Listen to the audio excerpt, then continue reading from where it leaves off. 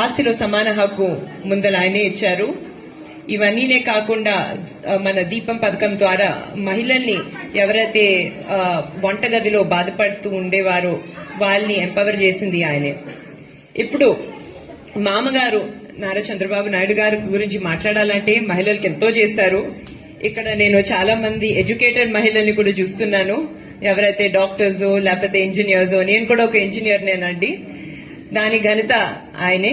ఎందుకంటే మన భారతదేశంలో ప్రొఫెషనల్ ఎడ్యుకేషన్ లో మహిళలకి మొట్టమొదట రిజర్వేషన్ ఇచ్చింది ఆయనే. వాళ్ళ కాళ్ళ మీద వాళ్ళు నిలబడగలుగుతున్నారు.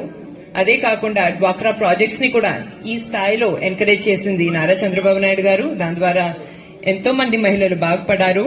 వాళ్ళు చేసిన ఉత్పత్తుల్ని వాళ్ళు ఎక్స్పోర్ట్ చేసుకున్నారు, లాభాలకు కూడా వెళ్లారు.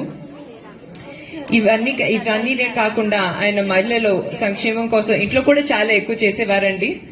నేను ఇంటర్నేషనలీ చదువుకోవటానికి నేను చాలా గర్వంగా ఉంది. లోకేష్ గారు ఎన్నో ఇబ్బందులను చూశారు గత 5 సంవత్సరాలుగా. మీరందరూ చూశారు. తప్పుడు కేసులు పెట్టడం జరిగింది. మన మంగళగిరిలో ఉండే మా ఇంటి మీద దాడి చేయడం జరిగింది. అదే కాకుండా రాజ్యాంగానికి వ్యతిరేకంగా నారా చంద్రబాబు నాయుడు గారిని జైల్లో పెట్టడం జరిగింది. మీరంతా చూశారు. మీరంతా పెద్ద సంఖ్యలో బయటకు వచ్చి సపోర్ట్ చేశారు. ఇప్పటిదాకా మన మంగళగిరిలో ఎంతో కొంత డెవలప్మెంట్ జరిగిందంటే అది నారా చంద్రబాబు నాయుడు గారి హయాంలో. అవునా కాదా? లోకేష్ గారు ఎన్నో కంపెనీస్ ని తీసుకొచ్చారు. దీనివల్ల చాలా మందికి ఎంప్లాయ్మెంట్ కలిగింది. 5 years లో ఏమీ జరగలేదు. ఏ కంపెనీస్ ఇక్కడికి రావాలనుకున్నారో ఆ కంపెనీస్ కూడా తిరిగి వెళ్లిపోయాయి. ఏం డెవలప్మెంట్ జరగలేదు. మన మంగళగిరికి లోకేష్ గారికి ఒక పెద్ద విజన్ ఉందండి. మన పరిశ్రమలు తీసుకుని రావాలి. మన పిల్లలకి మంచి విద్య ఇక్కడే కలగాలి. వాళ్ళందరికీ ఆపర్చునిటీస్ ఇక్కడే కలగాలి. ఇప్పుడు ఎయిమ్స్ హాస్పిటల్స్ ఎంప్లాయీస్ ని కలిసి వస్తున్నానండి. వాళ్ళు కూడా చెప్తున్నారు ఎయిమ్స్ ని ఇక్కడ తెచ్చిన ఘనత నారా చంద్రబాబు నాయుడు గారిదే. అండ్ ఇక్కడ రోడ్లు బాగాలేవు, నేను చూస్తున్నాను. మున్సిపాలిటీలో డ్రైనేజ్ కూడా బాగాలేదు. అండర్ గ్రౌండ్ డ్రైనేజ్ అనేది ఏర్పాటు చేసుకోవాలి. అండ్ మంగళగిరిని not just as educational hub, ఒక కల్చరల్ క్యాపిటల్ గా మనం ఏర్పాటు చేసుకోవాలి. వీఆర్ నోన్ ఫర్ ఇక్కడ ఉన్న వీవర్స్, ఇక్కడ చేనేత పరిశ్రమ అనేది అభివృద్ధి చేసుకోవాలి. అండ్ నాట్ జస్ట్ దాట్, ఇక్కడ స్వర్ణకారులు కూడా చాలా టాలెంటెడ్. అది అందరికీ తెలిసిందే. మన రాష్ట్రం అప్పుల పాలైపోయింది. అండ్ దీనికి తాకట్టు పెట్టేది మనందరి యాసెట్సే.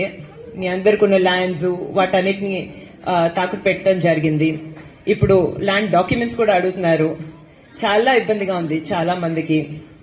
సో తప్పకుండా మన ఆంధ్ర రాష్ట్రాన్ని మన అభివృద్ధి చేసుకోవాలంటే నారా చంద్రబాబు నాయుడు గారే చేయగలుగుతారనే కాన్ఫిడెన్స్ మనందరిలో ఉంది. అవునా కాదా? అండ్ మన భవిష్యత్తు తరాలు, మన పిల్లలు అందరూ బాగుండాలంటే తప్పకుండా మన కూటమిని గెలిపించుకోవాలి.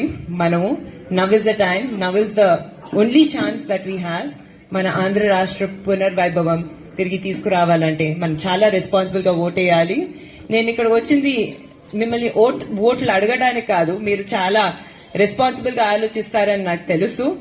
కానీ మీరు బయటకు వచ్చి మీరు ఓటు వేయాలి. మీ హక్కును మీరు వినియోగించుకోవాలి. అదే కాకుండా మీ చుట్టూ ఉండే వాళ్ళని కూడా మీరు ఎంకరేజ్ చేయాలి. ఎందుకంటే ఇప్పుడు సమ్మర్, పీక్ సమ్మర్, మొన్న టెంపరేచర్ 47 degrees అని చెప్పారు. ఇంకా పెరగబోతుంది. సో మీరు చుట్టూ ఉండే వాళ్ళని ఎంకరేజ్ చేయాలి.